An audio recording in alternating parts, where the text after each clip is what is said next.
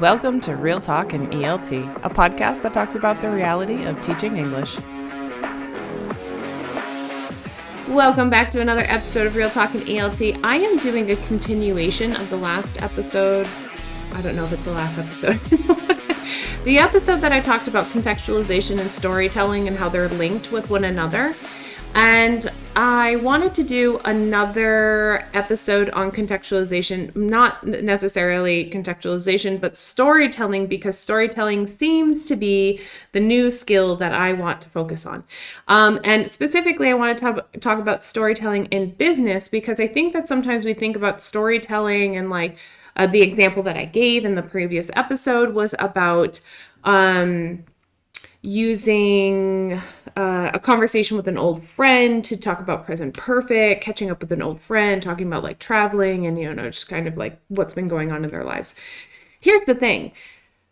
We think that stories only happen outside of business, but business is just pretty much one big story. It's like the everlasting saga of business. So I took some notes on it to kind of orient myself here.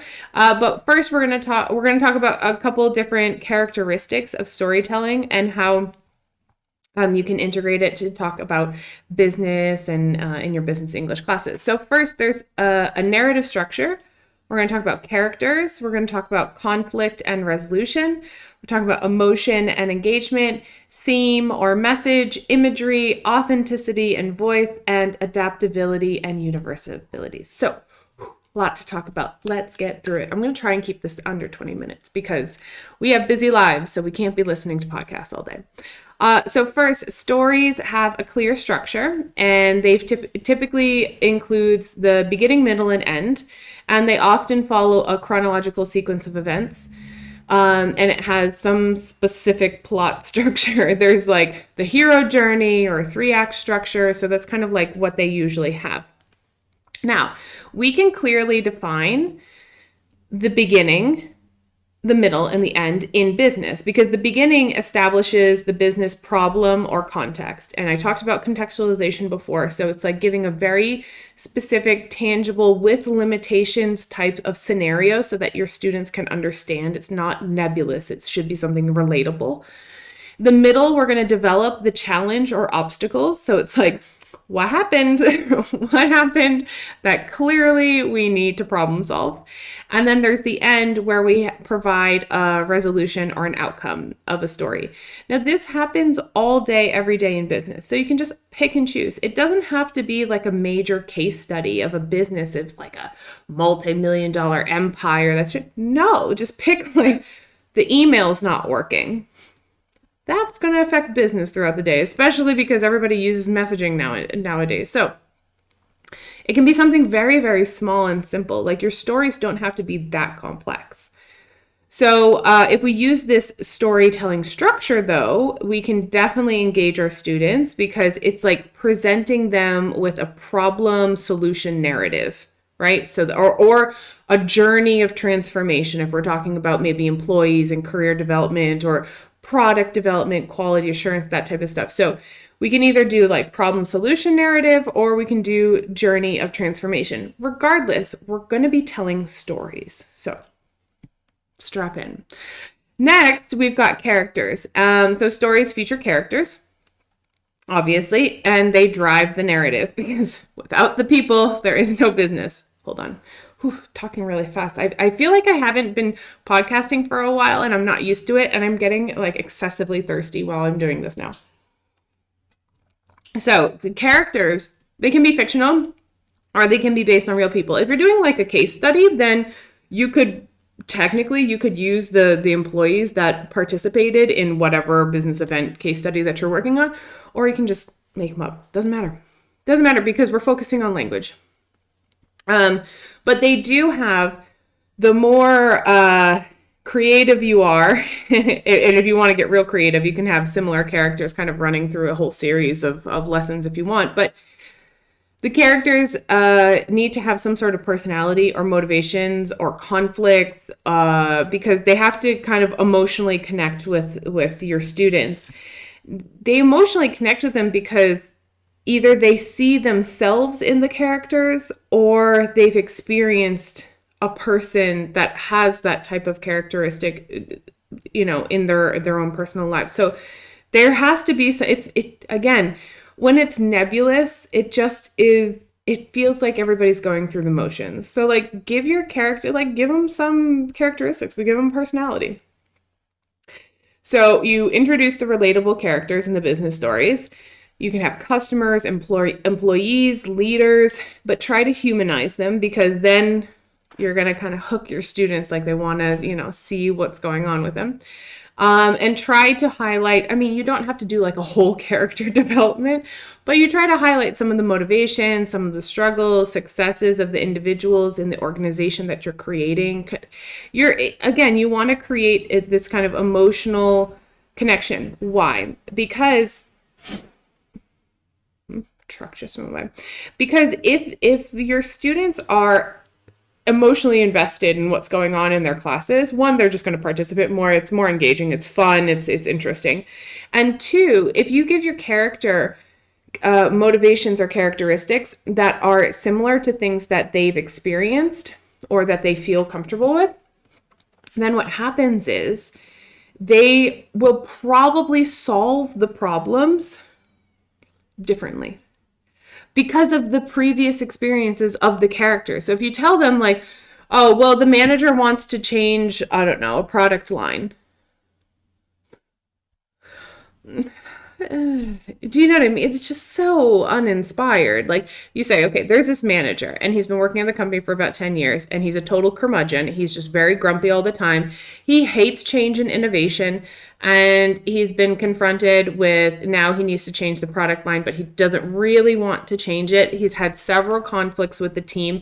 Now you're a part of the team and you need to try and deal with this. That's way more relatable, because I'm sure we've all probably had a person similar to that you've had to work with. And you say, okay, so, and it also has a lot of impact on the language that students are going to use to try and problem solve that. Right? Because they're going to say, okay, so this guy is a little tense and he's not super open to innovation and to new ideas. So I'm going to have to kind of downplay my enthusiasm and step by step this through the process to make the manager actually want to buy into my idea. That's great, because then they have to change their language. And then if you want to role play it again, you can give them another character who is a different manager who loves innovation, but, hastily jumps into things and doesn't think things through. So while you're motivated to implement the new project and the innovations, you still actually have to kind of calm the manager down, because he's going to want to run through it too quickly and you might have problems on the back end. Again, this all plays into how the students are going to be using the language that you're introducing. Conflict and resolution. So stories have, or they often have, they revolve around conflicts and challenges that the characters face. This conflict can be internal. So you could be talking about someone that's like having an internal struggle and like they're trying to problem solve their way through whatever they're going through, or external between a couple different characters, like the scenarios that I just gave you. And the resolution provides a sense of closure, or it may offer like lessons or insights in typical stories. Here's what you can do. In business challenges or obstacles that your organization has to overcome or is currently facing. So you can say this, I don't know, make up a company, this company, or use a real company. There's a ton of case studies online that you can use that are free, actually, because the universities post them. So then you can say, okay, so this is what they're going through.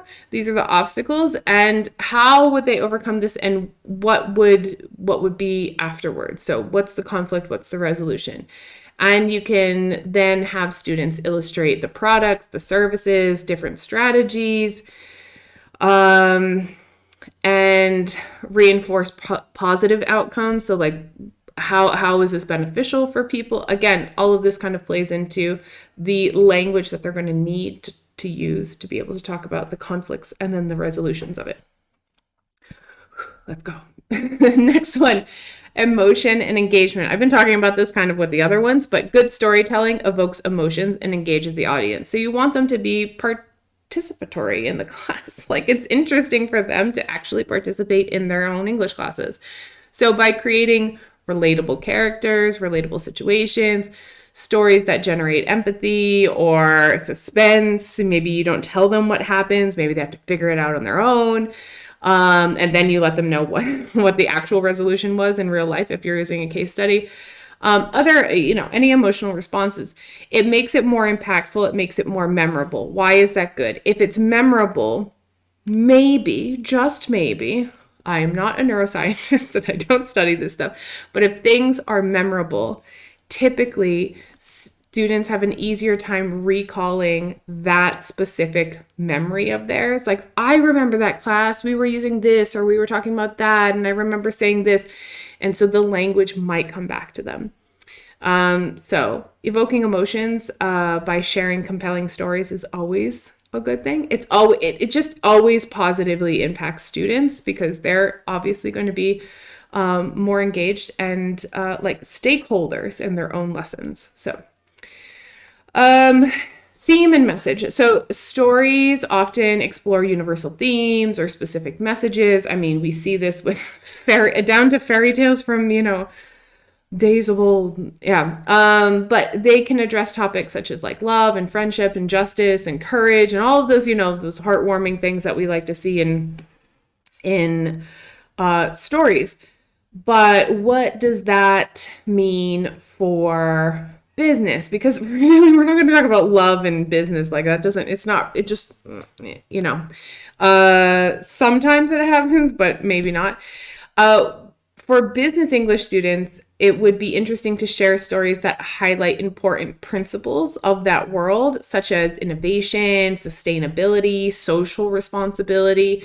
And you can talk about like brand identities and things like that, like the company values and missions. So it's going to be a little bit different, but it's still going to evoke some sort of theme or message. And then obviously you contextualize it with a story, and then you can kind of pull out those messages. Imagery and descriptive language. So I would love to tell princess stories. I'm kind of getting excited about storytelling, and honestly, I think I would just want to do fairy tales in my classes from now on, but I can't do that. So, okay, anyways. But imagery and descriptive language is helpful because it really allows people to use their imagination and create the whole scenario. So stories typically use vivid imagery and descriptive language to paint a mental picture, obviously. And by appealing to the senses and stimulating the imagination, storytelling brings the narrative to life and enhances the whole student's immersion into that narrative. We can still do those things. We're just not painting the picture of beautiful castles and princess dresses and all of that stuff. Again, those aren't the only stories that we tell. It's the ones that are in my head now. We can still use vivid imagery and descriptive language to paint the picture. We can paint the picture of company visions, company values, and goals.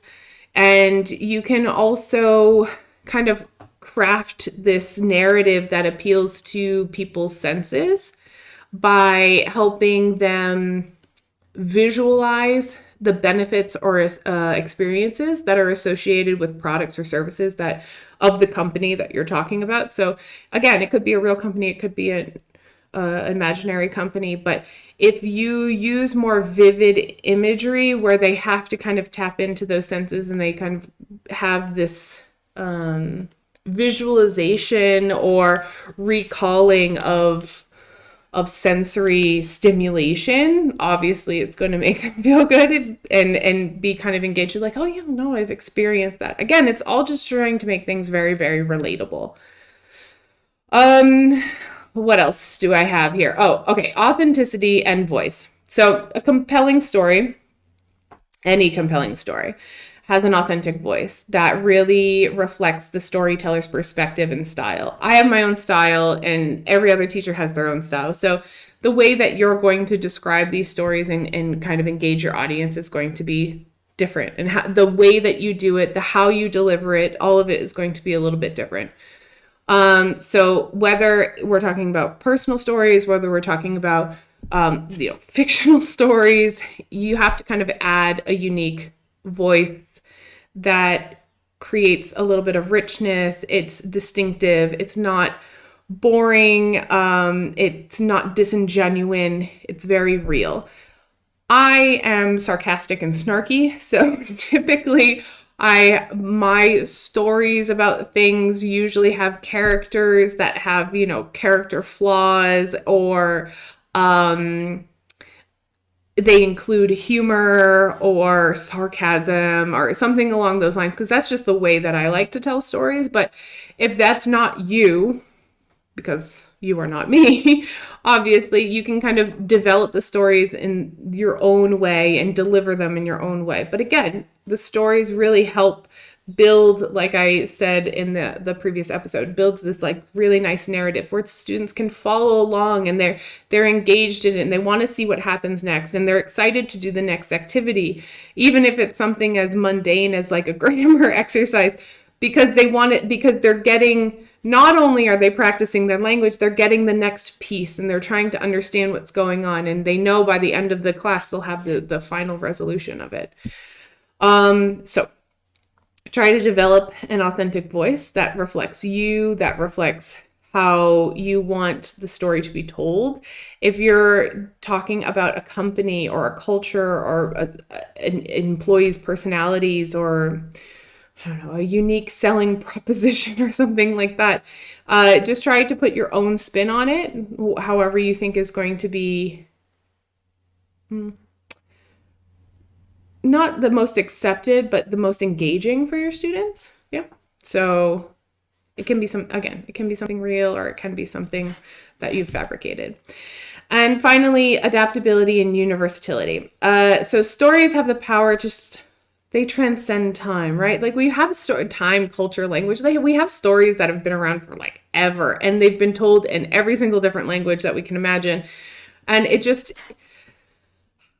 stories are great. People engage with them. People identify with them if you make a good story that they can actually relate to.